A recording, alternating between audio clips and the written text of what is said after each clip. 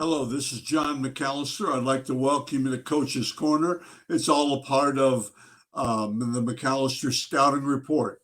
Today, my guest is from University of Findlay, head football coach Rob Keyes. And I have Rob on because I really want him to talk about Division II football for sure, and how that compares to other Division I and Division III, and about that. And of course, he's going to talk about their conference and about the Findlay Oilers in general. He won the conference this year, made the playoffs, very successful program. I think he's been there guessing 11 years. So stability. And University of Findlay is my alma mater, so I kind of keep an eye on those guys a little bit. Thank you. Please sit back and enjoy.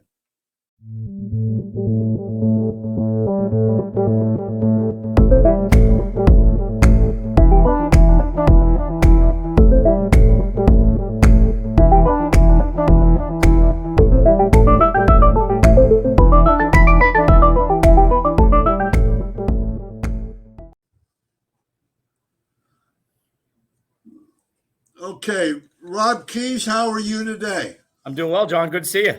Good to see you. I'm a burned out Oiler. You know that, don't you? I know that. That's good, man. I'm a burned out Oiler. That was I think before your parents were born, maybe. Not just you. A few years ago. A few years ago. And I'm still hanging around. I don't know if that's good or bad. It's a good thing. They have to prop me up sometimes and things like that, but it's good. Okay, Rob Keyes, real quick background. I looked something like this is up until this year, 59 or 55 and 33, something like that. Oh, we're up past that. I guess the website hasn't been updated. I think it's like 74 and 40. Been here 11 seasons now. Crazy. Okay, you finished your 12th though, right? The 11th. Just finished my 11th season. Oh, okay. Man, those all facts are wrong. Okay, the biggest thing, I hate to tell you this, the biggest thing I want to do is talk about the Division II football. Okay, Division II football, which I love dearly, and you know that, and Lee Owens knows that, and Tiffin knows that, because I think, OD, I think it's really, really good football. Yeah, it's funny. I started out in major college football as a player and a GA, and I never thought that I would be at the Division II level, but I've been at the Division II level a long time. 11 years as a head coach. I think 6 as an assistant. And it's amazing the talent and the type of players we have the opportunity to coach at our level. They're amazing. I totally agree.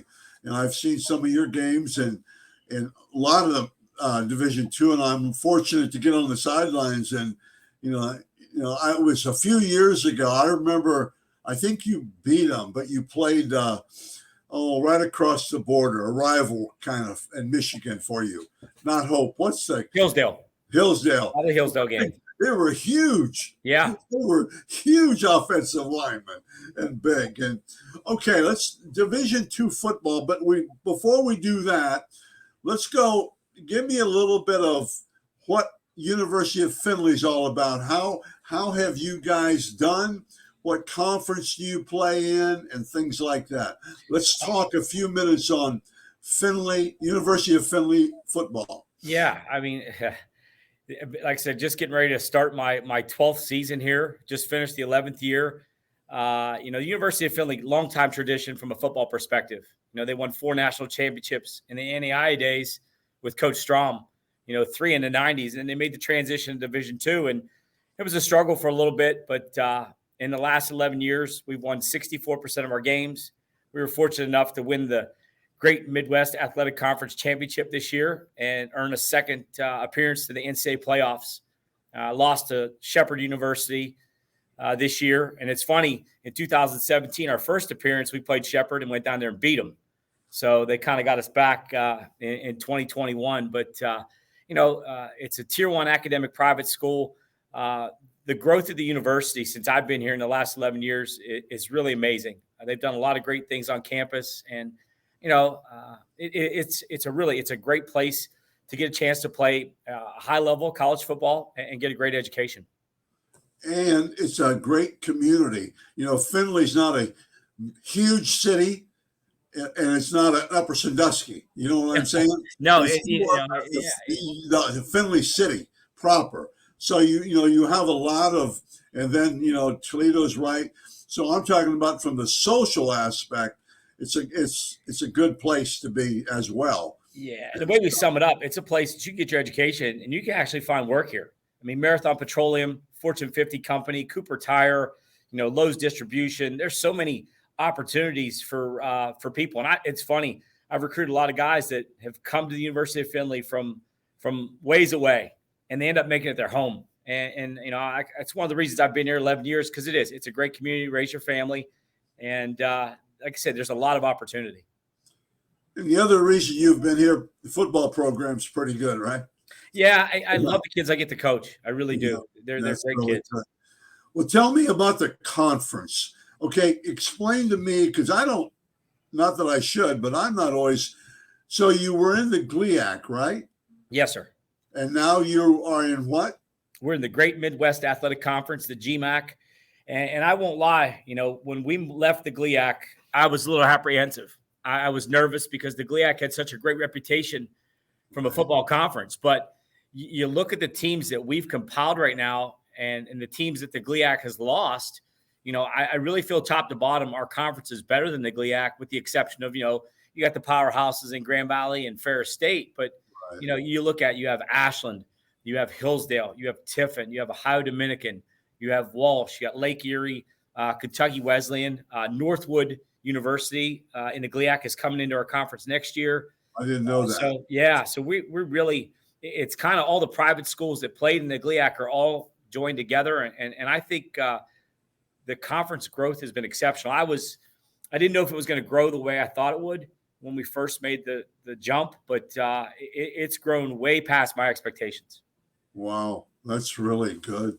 I agree with you, and I think we'll talk about transfer portal and things like that in a minute, but with all these crazy things going on in the NCAA, you're going to get bigger and stronger, I think. And it's gonna down effect. It's going to make your Division II football stronger. It is, and I know that our conference perspective, like it's, we first came into the conference, there were a few teams in there that, you got to win maybe 2 or 3 games to win the league. Now you look at it like every week you take the field, you got a chance to get beat, and that it bodes really well. I mean, you look at us; we won the conference and finished 8-3, and still made the national playoffs because of our strength of schedule. So, like I said, I think as we move forward, I know other teams are being courted to come into the league, and if we happen to pick up a few that I've heard are possibilities, it's going to be a really, really strong league. That's really good, and a lot of people don't know, but those trips to Ohio Dominican and Ashland aren't quite as far as those trips up in Michigan someplace, right? No, I definitely the trips to the UP I do not miss. Heading to Michigan Tech on like I said, on the way back is a nightmare. But no, we've eliminated some of that, but we still have the opportunity to play in a great league, but we have the opportunity to still schedule some non-conference games. Like we've played Ferris State, the last 6 seasons, and right now they're ranked number 1 in the nation, the only undefeated team left in Division II. Yeah, that's true. Okay, let's talk about what you look for in football players coming to University of Findlay. Well, now you're the top guy, so you get the final say. But what do you, over the years, Rob? What do you look for in I hate to say a Division II guy, but maybe a lower level MAC guy? What do you hope? What do you look for when they come to visit? Yeah, the first thing, I don't put a ceiling or label a kid and say, oh, he's a D2 player, or he's a MAC player. We were fortunate enough to recruit Jason Moore out of Oberlin High School, a few years ago, and he's playing for the Los Angeles Chargers. And we were fortunate enough to recruit Harold Jones-Corte out of Columbus, who played for the Chicago Bears and won a Super Bowl ring. So you look at our standard at safety and wide receiver, there's 2 kids that have played at least 3 years in the National Football League. Right. So I'm looking for the best absolute player I can find that can play anywhere. And that's one of the things I get a little upset when I hear high school coaches or certain players, maybe out of high school, hey, I think he's a D2 kid. I think he's a MAC kid. Well, I'm like, or I love this one. I think he's a Division I kid. I'm like, well, what, D1 Alabama or D1 Akron? Because there's a big gap between those two schools. They're both Division I. What are we talking about? So, I think, the thing we look for the most is the guys that can handle adversity. I think that's what separated a lot of the things over the last 11 years. What guy has a makeup and is shown in his, I guess, early football career in high school to say, hey, this kid could come to the University of Findlay and handle some tough times and get through them, because there's not one player I've coached that hasn't gone through tough times. Right. That's been a big separation point. So I know our staff has done a better job over the last 3 years of really looking at the things you can't see, all the intangibles. That's one of the things we've really put a stress and emphasis on. Rob, on that subject really quick, and I've done this a long time, and I think that's where guys make a mistake. They don't look deeper into the kid. They don't listen. They don't listen sometimes. And see, I think, and I'm not putting an ego out there, but I think I do.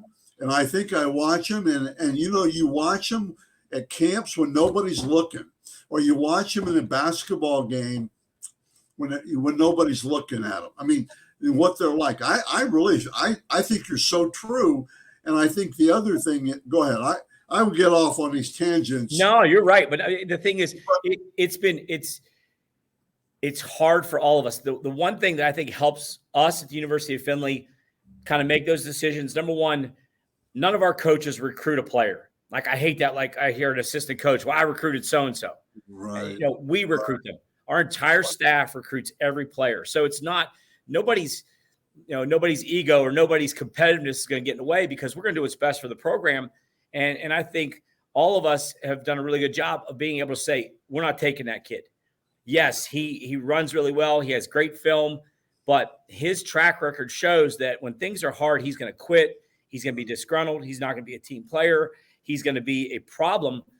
So we've stepped up and been really, really selective in saying, hey, we're not taking him. Let him go to someplace else, and hopefully he'll undermine them and pull them the other direction. So I think that's been it's tough for some assistant coaches. I've been a head coach for 11 years now, but I could go back when I was an assistant. You're so aggressive and so competitive. Man, I want to sign that kid. I want to sign that kid. But sometimes I sign kids that I knew that probably weren't going to make it as an assistant. And I just wasn't, I guess, mature enough to say, hey, this is not the right player, and I'm going to tell him no. Yeah.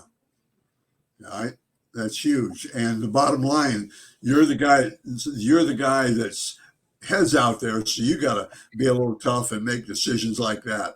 Right. I mean, you're the guy everybody goes after if you don't win. No, but our assistant coaches, we meet at length and we talk about it. Don't be upset if the kid doesn't pan out what you want him to be. Because, you fall in love with kids as recruiting, and you're like, Sure. I like this kid. But then you find out some info and you start to peel away the layers. You're like, well, you know what? He's not what I expected. Yeah. I need to be, willing to step up and say, hey, this kid's not going to be on our list anymore. We're going to move on, find somebody else. Right. That's so huge. Anything else you look at in kids, and we're not talking physical yet, but anything else you personally, when they come in your office, you look at, or you think about, or you wonder about? Well, the big thing when I talk to prospects, I ask a lot of open-ended questions. Hey, I want to hear what they say. It's irrelevant. I mean, University of Findlay sells itself. My job is to provide information to these kids about what this place is, the good, the bad, the ugly, everything in between. I want to know what they're about. I want to hear their goals. I want to hear their dreams. I want to hear what they want out of this place. And I think kids that truly have a big vision and some laid out specific plans attract me.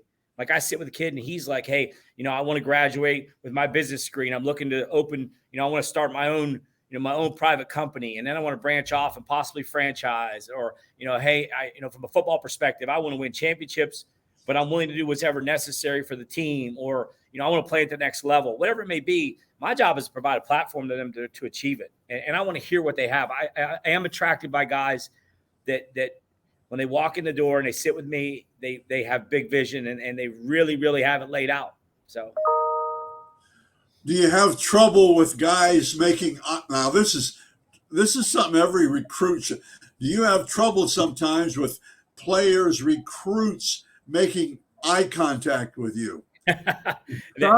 If they don't, it's usually it's a little disheartening, number one. But again, too, my job is to continue to educate guys, and maybe along the way, this kid hasn't been taught that, you know, when someone speaks to somebody, you're supposed to look at them.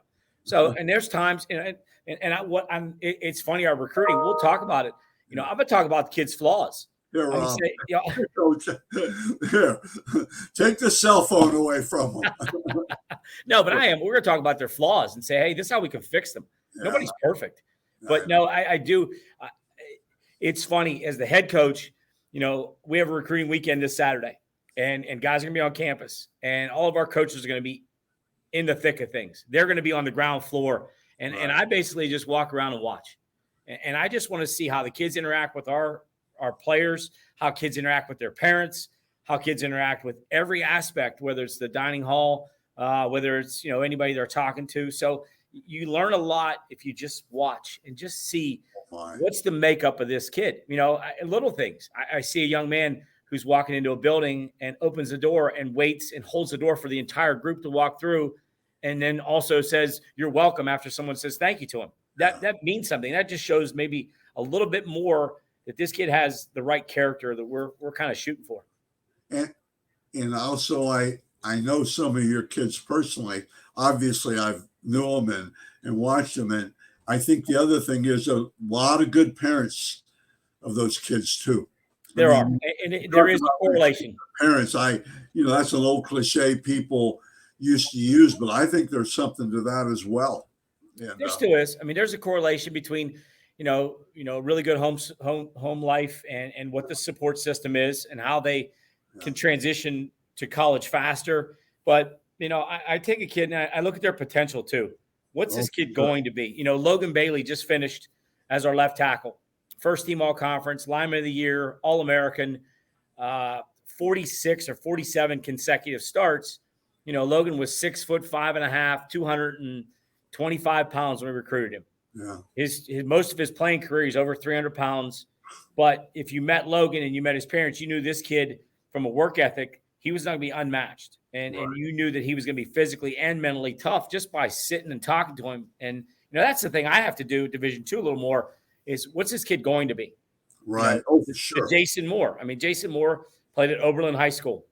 He played quarterback. He played receiver. He returned kicks. But when he walked in my office, he just kind of lit the room up. And I said, hey, this kid, he's got something. He's got, he's got that it factor that we're looking for. And he ended up, like I said, he's still in the National Football League. That's pretty good. That's pretty good. Let's talk about what you look for physically just a little bit, because I know there are all kinds. But let's talk quarterback. What do you look for physically in a quarterback? Well, the big thing with a quarterback perspective, you have to have arm talent. So physically, I think the first thing we're looking for, can this kid make the throws that we're looking to make him throw, to make the throws? And you look at the quarterbacks we've had, and we've had Reese Jervis, who threw for over 10,000 yards and set all the passing records here at the University of Findlay.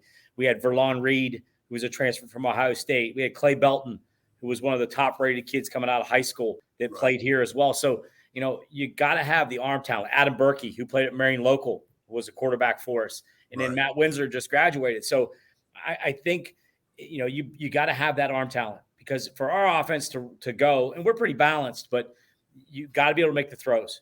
So physically, I think that's important. I know from a size perspective, they come in all shapes and sizes. I mean, I was a quarterback in high school. I thought I was the next Doug Flutie at 5'9".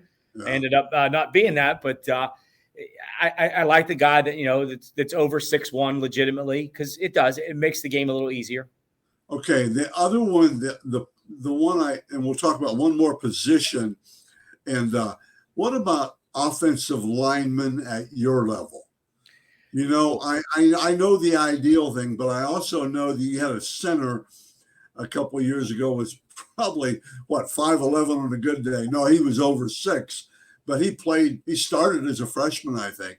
Yeah, And Neil Davis from Tays Valley, and he's now working at Wake Forest as a student coach. And right, you look at Neil. I mean, he's 6 foot tall, but if you sat down and talked to Neil, you talk about someone that had big vision. The yeah, day he walked in after he committed, he gave me a list of his goals. He said, "I'm going to achieve all these things," and it's just amazing. A kid that I think got 1B in his career here at the university. So, from an offensive line, it's easy to put game tape on or highlight film on and pick the really good players. Like, oh yeah, he's 6'5" and he can move. He's a Division I kid. No kidding, he's offered. But from a lineman perspective, and we've had 3 offensive linemen of the year in the league. We had Drew Dickinson signed with the Arizona Cardinals out of Ashland, Ohio. What we're looking for is, can this kid be a Division I guess, recruit 2 years from now? They might not be a D1 kid, as a freshman, but when they're sophomores or going into their 3rd season, if this kid was back in high school, would he get a Power 5 or a BCS offer? right. And for a lot of our kids, I would say yes. I think from a length perspective, we're going to try to get as big as possible and look at their frame. Is this kid going to put on 60, Right. 70? In Logan Bailey's case, he put almost 90 pounds in his time here. So I think that's huge, and I'm always concerned about linemen because they should be should be a certain height, but can they move their feet? The kids going to Ohio State, there was a center, those couple centers down at Ohio State. Those guys, they were 6 foot. So yeah. I know these guys, so it's not what I read, it's what I know. Okay, let's talk about just a couple more things. And these podcasts always go so fast, and I want to keep it.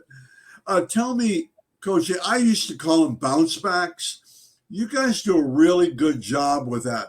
Let's don't look at the transfer portal.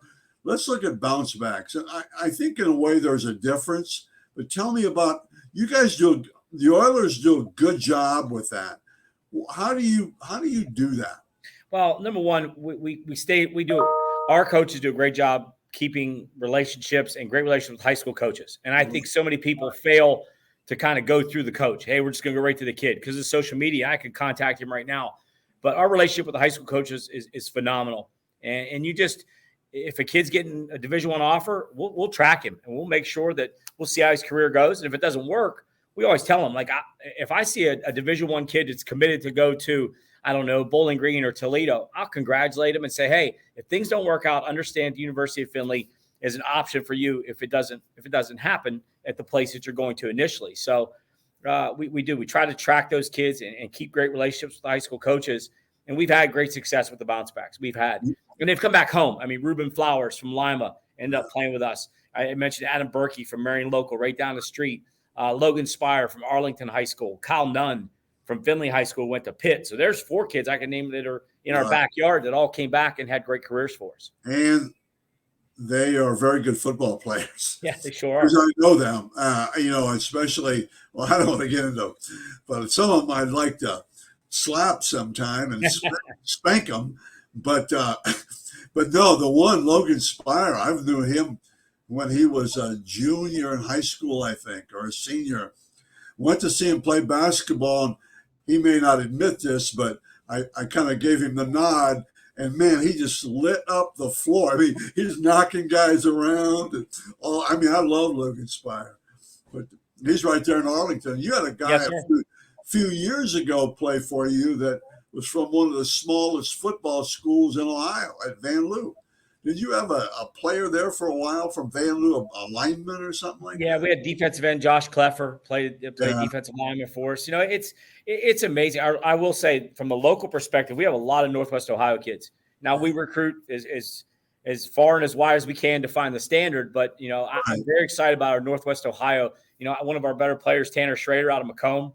Small school, won a state title, has had a great initial start to his career. So. They come in all shapes and sizes. They come from everywhere. And I've had kids here from Hawaii, Washington, Florida, Texas, but, we try to stay within the Midwest region. But, recruiting, and I say it, number one, I've been doing this for 25 years, and I still don't understand recruiting. It's crazy. You never know why somebody takes somebody or why someone ends up here and not someplace else. And I always tell them too, I used to say recruiting changes every day. Recruiting changes every second. Every second from now until signing date, everything just changes because kids come available and this kid gets available. And we got to keep, sifting and sorting through it and being on the ground and getting as much face time as possible. Well, with that being said, I think we have to touch on, we didn't talk about grades, but I think the kids, they're very well of grades and, the old stuff of study. I mean, you have to do all those things. Haven't they dropped the ACT, SAT score? The ACT and SAT this past year has not been a part of the NCAA requirement. It's not going to be part of the NCAA requirement this year as well. I'll see how it is moving forward. It's strictly GPA. But like for us, from education perspective, a Division II kid, because it's all financial aid packages with scholarship money, the better GPA you have, the more money you're going to get. Right. So I look at it, it's not always the best player. It's the best value. If I can get a kid for $15,000 as opposed to $25,000, they're pretty much the same kid. I'm going to pay 15 instead of 25. Right. For sure. I think that's huge. Okay. We're going to finish. Let's talk about the job market's crazy right now, but let's talk about the transfer portal. And just a couple minutes, Rob, on that, Coach, on that. How does it affect the University of Findlay? Or just tell me what it is first, and then how does it affect you?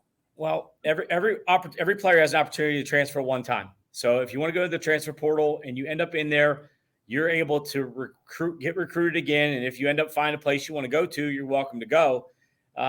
It's funny, yesterday, over 220 kids went into the portal. Right. So to sift through the information is really, really difficult. The thing that kind of hurts, we mentioned high school relations. If the transfer portal was going on when Verlon Reed, transfer from Ohio State, came out, we probably wouldn't have gotten him because, we had personal connects. We made the connection. When you put your name in a portal, every school in America can see it. So it opens up doors to where, we got a kid. I recruited a kid not too long ago out of Columbus, Ohio, who was a transfer, and he ended up going to a school in South Dakota. And he's not going there if this portal isn't available. So it's just one of those things that, I wouldn't say it's good, wouldn't say it's bad. It's the cards we're dealt. And this is the year. This is just the recruiting situation we deal with, and we use it. There's no doubt that we've picked up players out of the transfer portal, that we would have probably not known about from different parts of the country. And it is what it is. And we lost a couple players as well. So it's my job is to continue to find the best players possible every single day and put a team together every single year and win every single year. That sounds really good. That's a pretty good job description. Coach Keys, I really, really appreciate you being on. It's so informative, and we just have to get this out about Division II programs and what's happening in Ohio with Division II programs. And I think that's huge. But I'm a fan. And of course, I'm a burned out Oiler. I know that. I graduated in 71, I think. And I won't even say it, John. That was the year I was born. Yeah, I thank God. Well, I will tell you, the campus is a little bit different now than it was then. Yeah, okay. It sure is. It's a great place. And I appreciate your friendship and all the connects we've had. I've had an opportunity to work with you since 2000 when I came to Findlay as an assistant, and then ended up coming back here. But you've always been a very big help for us. And I know your heart's in the right place because you do what's best for the kids. You're trying to do everything possible to get them into the schools. And not everybody's going to go to Ohio State. And you understand that there's football, really good football, and not just Division II, but Division III and in the state of Ohio in general. I know that, like you said, the Division II landscape from a football perspective, when you put Findlay, Tiffin, Ashland, Ohio Dominican, you have one heck of a group of programs that win a lot of games and have some really great players. Coach, thank you very much. You're quite welcome.